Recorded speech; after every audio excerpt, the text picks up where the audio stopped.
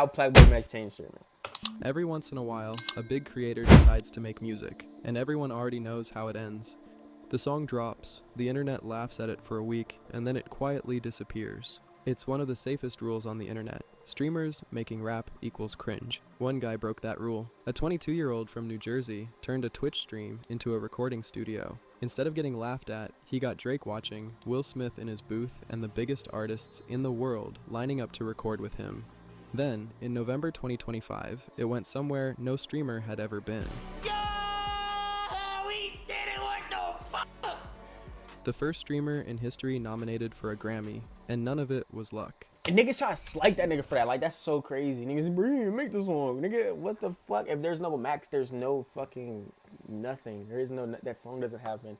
None of that shit happens. Like, what the fuck? That's so crazy. Maxwell Elliott Dent, most people just know him as Max, was born on April 3rd, 2003 in West Orange, New Jersey. And right away, the story breaks the pattern you'd expect. No broken home, no climbing out of nothing. Just a regular middle-class family. Dad working as a life coach, mom with a corporate job. I just had one pair of kicks. My parents wasn't doing all that. What he had wasn't money, it was his brain. By 9, he was in a Johns Hopkins program for gifted kids. To even qualify, you needed to test in the top 20%. And then, there was music. His dad had Nas and Kanye playing in the house, and his sister kept feeding him new artists. None of it looked like a career yet. He was just a kid in Jersey, developing good taste. Growing up, music was still just background noise. Through high school, the real obsession was basketball. That was the first dream. Max was grinding it every single day. But the truth is, he wasn't a star. He could. Y'all think Max could be like some? He could be like I see later on. He might be on like some 3v3. Like, you know, like they have the big 3 league. He could be on some shit like that and genuinely be hooping niggas. Years on varsity, and his sophomore year, he scored 7 points the whole season. Embarrassed me in front of everybody. I think I scored 7 points that whole season. Max's answer? He kept showing up, kept working, harder than guys with twice his talent. Then one summer, he got a workout with Michael Porter Jr., a guy on his way to the NBA, and Max saw the gap immediately. Like the details, like how a player like shoot that shit, same shot every time. You know what I'm saying? Perfect form, all that. Nah, that shit is dead real. It's like when you see like niggas be talking about like, bro, it's dead levels to this shit, levels to this like athletic shit, bro. I ain't gonna lie, nigga, I went to a camp, bro. I dad went to a football. I think it was Cal Poly or something. And I'm frying niggas, whatnot, doing my thing. I'm looking though, like in the line over the other receiver line, big ass buff nigga. He just dark skin, big as shit. He go jam that nigga, throw the DB on his ass, run, catch the ball, and he walk away. I said, yeah, Fry's my life, nigga. I'm never making it to the NFL. I ain't playing college for free. None of that. But I seen that shit. Fuck no. I'm like, yeah, nah. I'm seeing how my friends that actually play college now, these niggas eating bullshit all day, and they just eating, working out, eating. And you got my ass trying to come home and stream every day, and then I'm going school, football practice, stream. These niggas is going school, football practice, train more, eat bullshit, go to sleep or stretch, work out when they get home. Whatever, wake up in the morning, work out before they go to school, do all this other shit. I'm like, yeah, gang, I was never making it to college, bro. It's that ass a whole different level to this shit. With the 14th pick in the 2018 NBA Draft, the Denver Nuggets select Michael Porter Jr. The NBA dream wasn't happening, but those years taught Max something that no talent can replace: how to outwork everybody. He just needed a new place to do it. Max wanted to try new things, and it was 2019, the perfect time for it. TikTok had just blown up, YouTubers were becoming superstars, and every kid with a phone was thinking, I could do that too. Max was one of them. So, in September, he and 2 friends, Nick and Mo, launched their own YouTube channel, Basement Boys. 3 kids and a camera, damn, they trying weren't anything that felt fun. They're doing that way earlier. Their 4th video football practice, you were the photographer, only think you were practicing was holding that shit straight. Fries, nigga. I actually played football. Anyways, changed everything, exposing SoundCloud rappers. For like a small portion of my life. Nobody else was making. Small portion. Clips went viral on TikTok. Reacted to it, and the channel took off, climbing all the way to 100,000 subscribers. They had a problem though. On paper, it was 3 guys. In reality, it was just Max. The ideas, the filming, and then the editing, up to 30 hours for one 10-minute video. That's dead ass real. I was dead pulling them in high school. I would vlog at school, come home, it would take me like 2-3 days, and I'd stay up throughout the night. Like I remember, like nigga, I'm editing, bro, and I'm hearing my mom like the shower running and shit, and I'm like, fuck, nigga, I stayed up all night again. Like nigga, I go to school. I had a cool ass video production teacher. I never had to do shit in his class because he knew I was good with cameras and shit. He didn't really care. He told me to do my assignments. I would do my shit really quick. I would sleep in that nigga class, and the classes were like 55 minutes. That shit saved me because I would have then been sleeping throughout the whole rest of the day. But I would actually stay up all fucking night and edit, and then go to school and go to sleep. That was crazy. In his own words, Oh, because I did all the work. then COVID made it official. Nick and Mo left for college. Max was running everything alone, and eventually he walked away too. He left behind the biggest thing he'd ever built, to start from zero. The question was where, and the answer was the last place he expected: Twitch. Max had never thought about streaming. Went to school smelling like shit. I never went to school smelling like... I've only been to school one time smelling like shit, and I actually told that story time. Did I? I told that story time, I think. I'll tell y'all maybe another day. Yeah, that was the shit. I told that story time already. I went to school because I stayed out all night with my friend, and this nigga was getting buns. Gigi's actually a part of that story time too, yeah. Funny. The platform had always been Small about world. gaming. That was before we were friends, Streamers though. like XQC playing for hours in front of a camera. But around 2020, a new era was popping off. Aiden Ross, Kai Cenat, streamers stepping away from gaming, doing IRL content, going live with rappers and celebrities, and Max saw it. But I saw Aiden Ross do a stream with Lil TJ actually, which is funny as but he did a stream, and I'm like, oh, shit, not just gaming. Right. Now that Max knew what Twitch could be, he needed a name. So he spent days throwing names together. Slimeball, Dirty Mel, Slimy Mel, Sloppy Gelati. Wait, what? Bro, I was searching up adjectives. Nothing felt right, until one day his eyes landed Don't lie, you always stink. I'm very self-conscious about the way I smell. I hate when I stink. on something on his shelf. The silver play button from Basement Boys. PlaqueBoyMax. You know you have to pay for that shit? I did not know you have to pay for a subscription, a play button. Like, I can see, like, oh, you gotta pay for the shipping. No, you actually have to buy that shit. Like, if you hit 100K or 1 million, you don't just get that shit for free. Like, at all. I did not know that. Did y'all know that shit? That was it.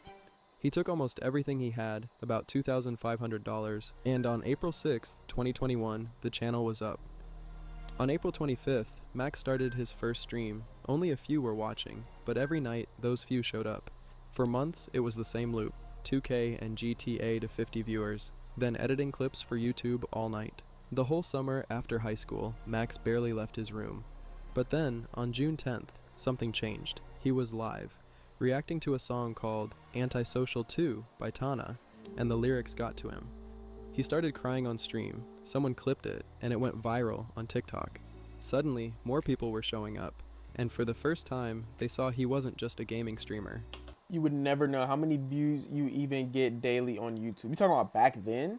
Back then, it was in between like 2 to probably 800, 700. Now, I don't fucking post on YouTube. I just started posting consistently on YouTube. But towards the end of high school, when I was doing like that monkey shit, 1,000, 2,000, 1,000, it was shit like that. Now it's like, I don't know. All right, you'd have to go look. I don't pay attention to that shit because I know it's going to be ass until I start being consistent. YouTube doesn't reward, like, no matter how good I make a video, they only reward if you're consistent. So, Max leaned in, underground rap reactions, street interviews, asking strangers what they were listening to.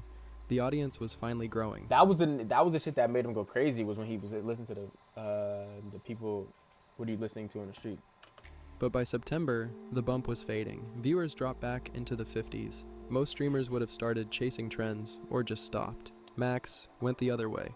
On September 18th, he made himself a promise: stream every single day, no days off. And it worked.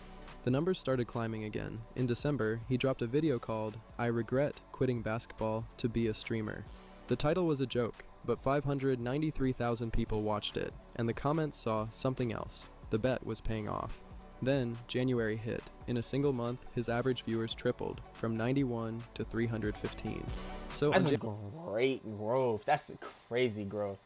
January 16th, 2022, Twitch made it official. We are officially, finally partnered, bro. I don't know how to feel, bro.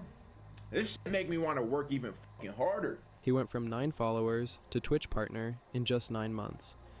From there, things moved fast. Max started making a new format. So, today, I'm gonna be checking out y'all niggas' rays. Hi, baby. Hi, baby. Hi. What are you doing, period? What the? Videos with his community in them, Google form confessions, I'm not reading your novel. I don't have time for this. crushes called out on Valentine's Day. Bro, why is she going so hard? I think me being introduced to this nigga, I think it was one of these videos where he was like going through Snapchat and helping somebody talk to this nigga. That was like the first time I seen Max. Right now. This And maybe a can't be couple real. music Nobody reactions. had really done this before. By the summer, he wasn't doing 300 viewers a night. He was closer to 2,000. And on July 3rd, That's in 3 to 200. I mean to 2,000. 2022, he crossed 100,000 Twitch followers.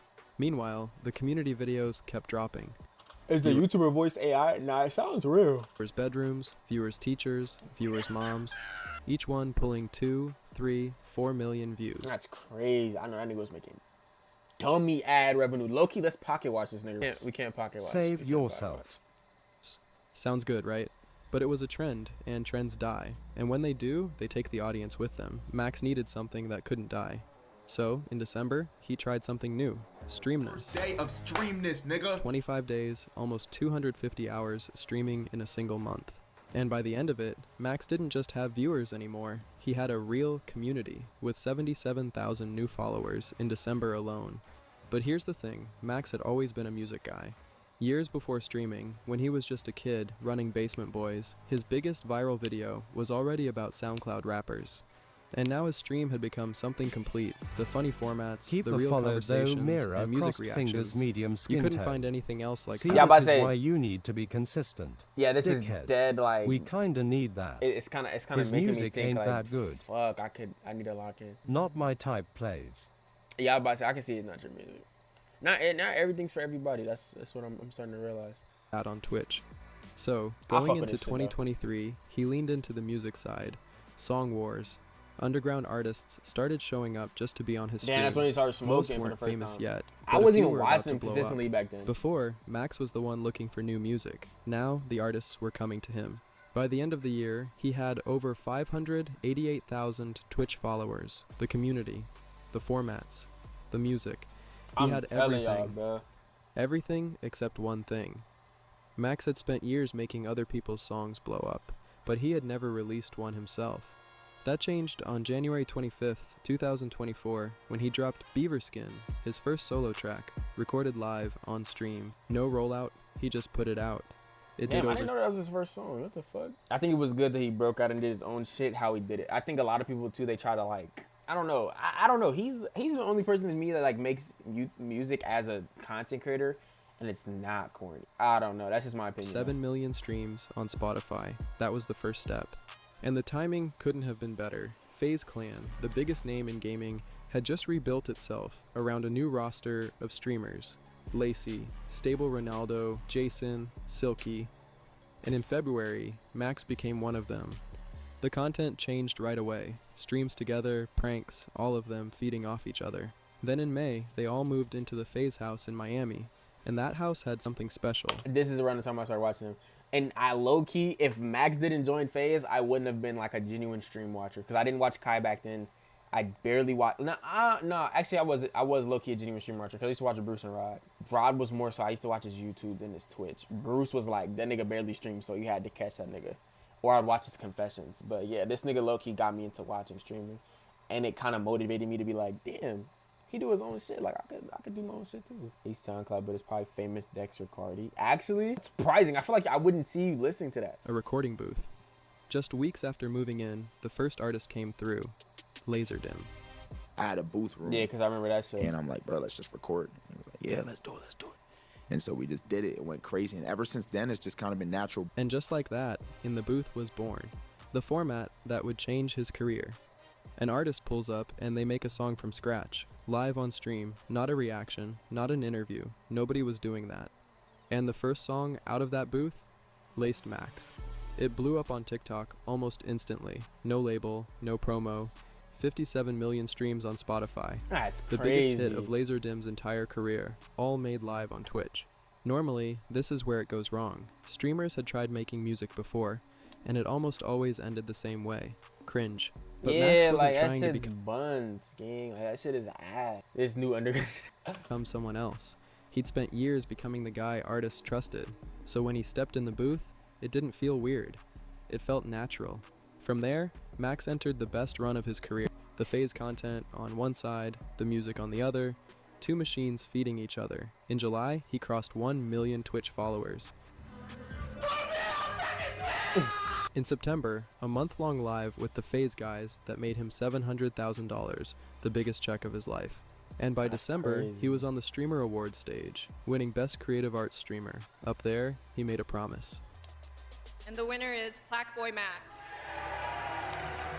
First off, I'd like to thank God. Without him, none of this is possible. I'd like to thank my friends and family back home. I'd love to thank FaZe. Without joining FaZe, I would not be where I am right now. Shout out my brothers. But most importantly, I'd like to thank 5-Star. And next time I hold a trophy, it's going to be a Grammy. Thank you. And 18 days later, on Christmas W confidence, W manifestation. Day, he and DDG dropped Pink Dreads, 45 million streams. Yeah, Pink Dreads low-key got me in a max too.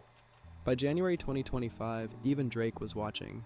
Watching like PlaqueBoyMax, and like, I was watching like a live studio session and shit, and I was like, yo, Aiden would just troll me so hard for watching this. I watched it for like an hour.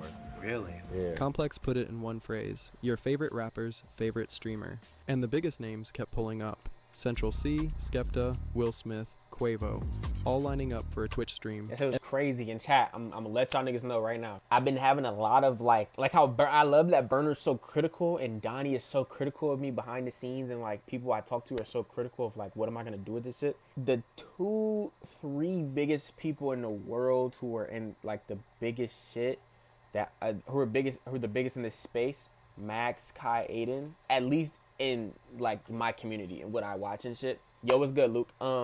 Because you obviously got like niggas like XQC, the Burnt Peanut, Queso and shit. They're obviously huge, but I'm not talking about like desktop gamers and shit like that, right? But I noticed with the 3 of them, I'm like, yo, they all had something they were able to like do repetitively and bring another audience into their audience and showcase their personality, right? So I'm not saying, nigga, you weren't behind the scenes, Burner. You're not that fucking close to me, bitch. I wasn't talking about you. I was saying Donnie behind the scenes. You talked to me very critically in chat. But right, I noticed, I'm like, Aiden brings on rappers. When he brings on Lil TJ, some of Lil TJ's fans think Aiden Ross is fucking hilarious. They become that Aiden. Aiden brings NLE Choppa. Some of NLE Choppa's fans, like, you get what I'm saying? Kai brings on Lil Baby. Some of the niggas that fuck with Lil Baby watch Kai, how they fuck with Kai. Kai brings on Christian Rock and Blueface. They do some bullshit. Accidental. He doesn't plan for that to happen. Gives him a moment. Like, you know what I'm saying? So I've been doing a lot of thinking like, yo, what's gonna be my shit? Because me flirting with bitches, me doing the jester maxing and all this other shit, it's not really showing my personality. And me just sitting here showing my personality, it's gonna be more so of like a, not trying to say I'm trying to speed run to the top, but like it's gonna be more so of like a this. And I could do a lot more to get it to be kind of here. Pre-Chris 24K golden stream. Fries. No. my thing, what I'm gonna do, I was talking to Donnie about this. We're gonna start now. I already have these set up. We're gonna start doing in the gyms with people, cause we've seen Max do 1v1s. We've seen other YouTubers 1v1 each other and shit, but nobody really dives into it. I'm not gonna try to do this rapper shit, cause niggas already have that on lock. I'm into music, but not like that much, right? So it's like, damn, you might see me work out with this NBA player and this college player and this and that. And I had this idea a long time ago, like a year ago with Gigi. And she knew like a couple basketball players and shit, right? So I'm like, damn, let me do a stream with them. But I wasn't working hard enough back then for it to like make sense. But now I'm kind of like, nigga, I know people that are in the NFL. I know people that are playing college and shit. I can get these out. I can get these done. I know bigger high school players or people that are going to college. And I'm like, I can start small and just slowly, gradually build my way up. And like Burner saying, do content, this not content, this not content, that would therefore be my content, and then it would just take off from there. And from there I can use myself, I can catapult into whatever the fuck I want to do, because I've already established, oh, that's the athletic nigga that be working, that's the streamer that be working out with all the athletes and shit. I know that nigga, he funny as fuck. They be having some real moments on that shit. They be having this, that, we going on, you feel what I'm saying? Then we start farming the same shit for months. Exactly, but then it's like, it's just rinse and repeat. It's literally just rinse and repeat. And there's always gonna be, like, you feel me? Football player, free Henry Ruggs. Why are you like picking the most negative? Shut the fuck up, nigga, shut up. But I was thinking, I'm like, damn, what's my thing? And I'm pretty sure that's gonna be my thing from now on. Like, from at least the time being. You get what I'm saying? Everything Max had worked for was happening, all at once, and that was exactly the problem. Because behind the cameras, it was a different story. Back in January, Max had decided to stream every day for the whole year. 7 days in, FaZe fired his manager. From that moment, he had to figure out everything by himself. Then, in late April, something happened. Oh, is that how we Max got still Yaya? can't talk about it. He only said one thing. It's time for me to man up. If I want to be what I one day want to be or plan on being, I got to bet on myself, no matter what happens. Who's his manager? Is that how he got Yaya, or did they fire Yaya? He just kept Yaya around. But I don't know. I'm asking y'all would fucking know. I don't care that much anyway. Don't tell me. And in May, everything sped up. He made his first concert ever, the Roxy, in West Hollywood. The kid from the bedroom on a real stage. Damn, we almost went to that too. And weeks later, his debut mixtape. Yes, man. Yeah, I'm saying it like y'all niggas could just ask this nigga. He gonna just tell me like. Forever. 13 tracks. But that's so weird though. Like they fired his manager. That's crazy. Features. Then came June 3rd, day 153 of the streak. Max went live like any other day. The title said 5-star summer. Nobody knew it was the last one, because the next day, there was no day 154. No stream, no upload, no goodbye. Max was gone. The days turned into weeks, and still, no signs of Max. Damn, look at that nigga Everyone was landing. looking for answers, Yo, look at but this nigga nobody landing. really What the and fuck? still, no signs of Max. Everyone shout out was that looking nigga for landing. answers, but nobody really had one. PBM, he's fine. Not sure where he is, but he's fine. That's all you need to know. And in the middle of all that, his biggest song came out, Victory Lap with Such Fred a- Aganta. That made 1 million streams on day one. The song was everywhere, but Max was nowhere to be found. Nobody knew why. Are you The talking truth about is, land? he was burnt out. And you know how it usually goes when a celebrity burns out. The statement, the taking a break for my mental health post. Max did none of that. He just turned everything off. Because behind that silence, he was fighting the biggest decision of his career. Stay with FaZe and everything that came with it, or leave it all behind. I was just burnt, bro. There's too much going on. Behind the scenes shit. Streaming every day. I was burnt.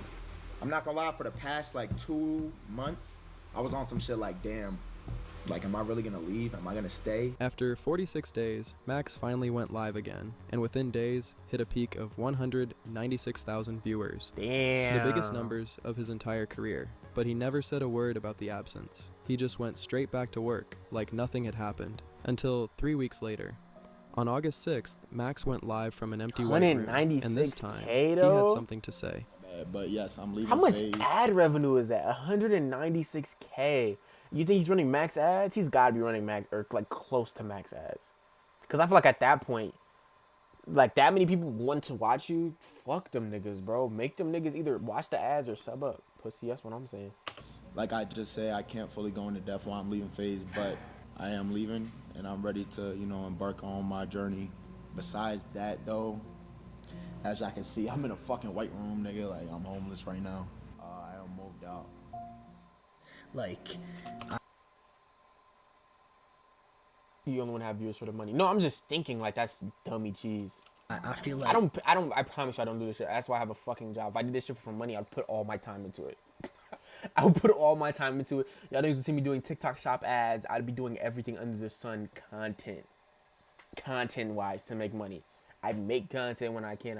I try to do the best ideas I can at the time or whatnot, and what I can afford. And then I work a regular job to fund my shit. Did you miss me? Yeah, OF. Yeah, if I was worried about making money off my viewers, I would be slinging dick on OnlyFans right now. If I really gave a fuck about making money. Yo, what's good, Stargirl? I lost someone, but at the end of the day, I want what's best for Max. I was there for a lot of moments with Max, and he was there for a lot of moments with me. Rebrand needs to happen. Who we picking up? Still got love. All the love in the world for my dog. Me. That's my dog, bro. We grew this shit. The boys took it hard. Max had everything, and he walked away from all of it to bet on himself.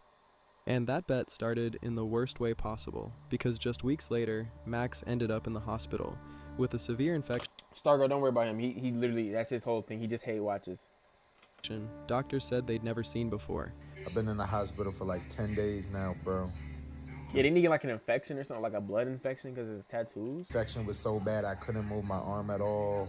You feel me? And I want to let y'all know I'm extremely grateful for y'all. I'm just grateful for everything, bro. I was in a dark place. I was in a hospital. I was going through bullshit, like, and I'm like, damn, bro, should I just join back? Like, am I fucking up? He just made the biggest decision of his career, and now he was at the lowest point of his life. But he didn't join back. Instead, he recorded music from that same hospital bed. It wasn't the same hospital bed, but By October, he was out, back on live. No FaZe this time, just him and his... Yeah, it was like he didn't let it heal fast enough, or he kept getting them too often. I think that's what it was. Own setup. And it didn't slow him down. The numbers came back bigger than before. The booth sessions started back up, and one of them, Turn Up with Rakai, became the biggest video on his music channel. The machine... That song's actually big. I didn't realize. I was like, this shit is like a troll song. And that shit is actually huge. I don't know. It's crazy. Was running again, but this time on his terms. Yeah, And then November 7th happened.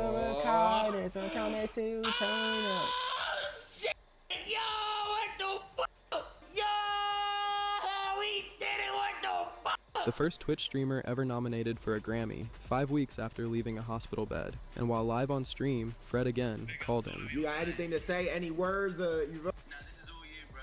This is for you, by you, to be represented by you. It's all you, man. The chat remembered the promise from the Streamer Awards stage. They flooded him with the clip, but Max didn't celebrate. Nigga, it's just a nominee, bro. And hold on, technically, we didn't win yet, nigga. This is a nominee. Job not finished. It's not a we did it. He was right. In February, Victory Lap lost the Grammy to Tame Impala. He kept pushing, and weeks later, that same song won him Best Dance Act at the Brit Awards. Best Dance Act goes to Fred again, Skepta, and PlaqueBoyMax. Make some noise! Yeah, that's fire. The climb still wasn't over. In May 2026, Max was invited to perform at Rolling Loud, one of the biggest stages in hip-hop. And some people said a streamer didn't belong there. By now, you know exactly how Max handles that. You can't get hung up and mad over that, bro, because, like, you got to keep going, bro. What I'm going to do, quick? You still performing at Rolling Loud. That's major, bro. He performed anyway.